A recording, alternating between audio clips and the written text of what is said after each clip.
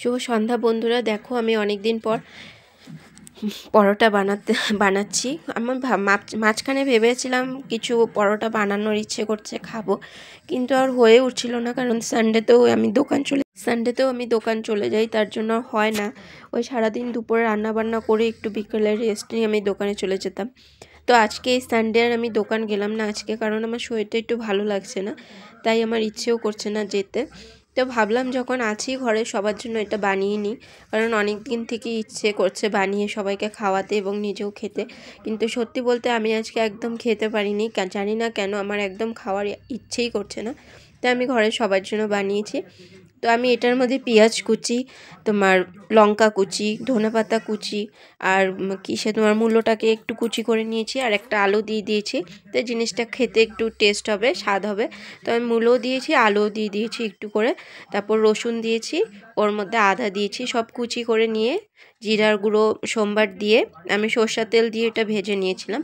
সোমবার দিয়ে তারপর দেখো এটাকে সুন্দর করে ফ্রাই করে নিচ্ছি। আগে তোমার রসুন আর আদাটা একটু ভেজে নিয়ে, তোমার পেঁয়াজটা ভেজে নিয়ে হালকা ফ্রাই করে তারপর আমি ওটাকে দিয়ে দিয়েছি আলু এবং তোমার মূলো কুচিটা দিয়ে তারপর ওটা ভালোভাবে ফ্রাই করতে হবে, না হলে জিনিসটা কাঁচা থাকলে খেতে ভালো লাগবে না। এখানে আমি লঙ্কা গুঁড়ো তোমার লঙ্কা ইউজ করিনি, কাঁচা লঙ্কা দিয়েছি, কারণ ঝালটা বেশি হয়ে গেলে খেতে পারবে না, আমার বাচ্চাও আছে।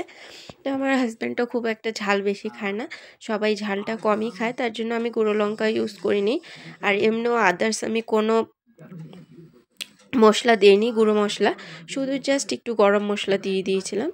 আর বাদবাকি তোমরা দেখতেই পারলে আমি কিভাবে করলাম। আর আমি এটা আটা দিয়ে বানিয়েছি, তোমরা ইচ্ছা করলে ময়দা দিয়েও করতে পারো, আমি আটা দিয়েই করেছি।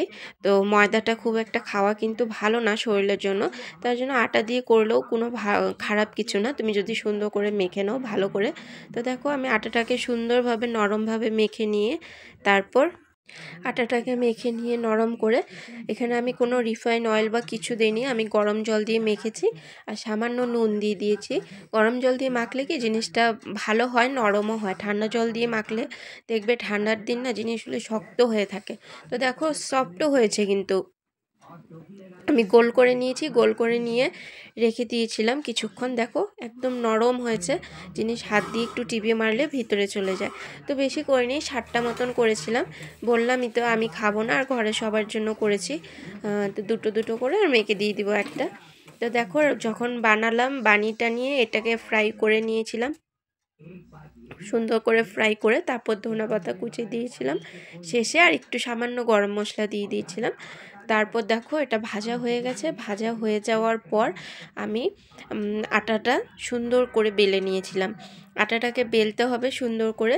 আমি এখানে কিন্তু কোনো রিফাইন অয়েল কিছু দিইনি এর মধ্যে, আমি আটা দিয়ে ইউজ করে করছিলাম।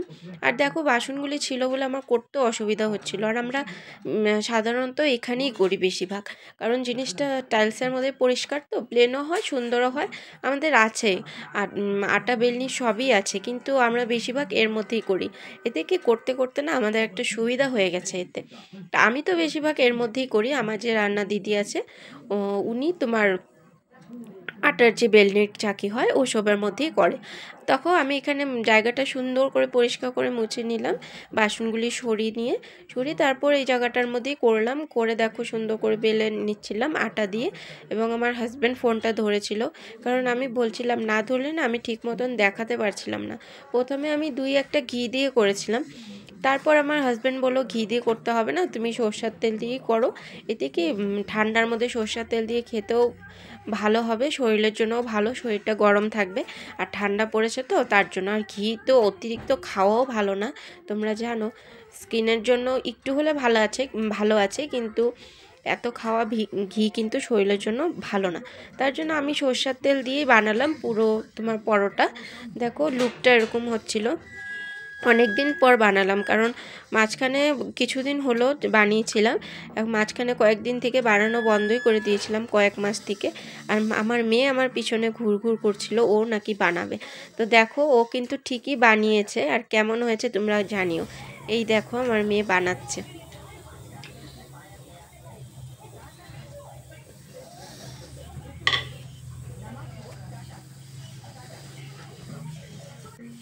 কি করো? রুটি বানাই। পারো? পারি। করতে পারবে? পারবো। সন্ধ্যা করে করবে, হ্যাঁ? বাহ, ভেরি গুড, তুমি তো ভালো পারো, করো। দেখলে তো ও বানাচ্ছে, ও নিজে নিজেই করেছে, ওটা গোল করে তারপর দিয়ে দিয়েছে। ওকে দিয়ে একটা করিয়েছি, নাহলে ওর মনই মানছিল না, আমার পিছনে অনেকক্ষণ থেকে ঘুরঘুর করছিল। ওকে বললাম চল তুই একটা বানিয়ে দেখা, তো তাই একটু তোমাদের সঙ্গে শেয়ার করে দিলাম। ও রান্না টান্না এখন আমার সঙ্গে শিখতে চায়, যখনই আমি রান্নাঘরে আর আমি থাকলেই ও চলে আসে, অন্য কেউ না। কিন্তু যখন আমি রান্না করতে থাকি আমার ঠিক পিছনে চলে আসবে, আমি কি বানাবো না বানাবো, কিভাবে বানাবো সব দেখতে চলে আসে। তাই অনেকক্ষণ থেকে বলছিল, আমিও করলাম। আর কেমন লাগলো রেসিপিটি তোমরা জানিও। পরোটা কিন্তু অনেক ধরনেরই করা যায়, তোমরা বাঁধাকপির করতে পারো, গাজরে করতে পারো, অনেক ধরনের আরও করতে পারো, মটরশুঁটি দিয়ে করতে পারো। আমি এটা দিয়ে করলাম, পালং পাতা দিয়েও করতে পারো। ঠান্ডার মধ্যে এসব পরোটা গরম গরম আচার দিয়ে দারুণ লাগবে খেতে। তো ঘরের সবাইকে বানিয়ে এভাবে খাওয়িও, নিশ্চয়ই দেখবে সবাই খুবই ভালো বলবে।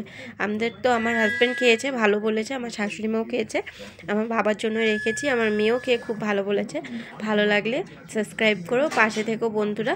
আর এভাবেই যেন আমি তোমাদের সুন্দর সুন্দর রান্নার ভিডিও উপহার দিতে পারি, শেয়ার করতে পারি, আর জন্য অনেকটা আমি তোমাদের থেকে শিখে তোমাদের ভালোবাসা দিতে পারি। তো আজকের জন্য রাখছি, শুভরাত্রি, পরে আবার দেখা হবে।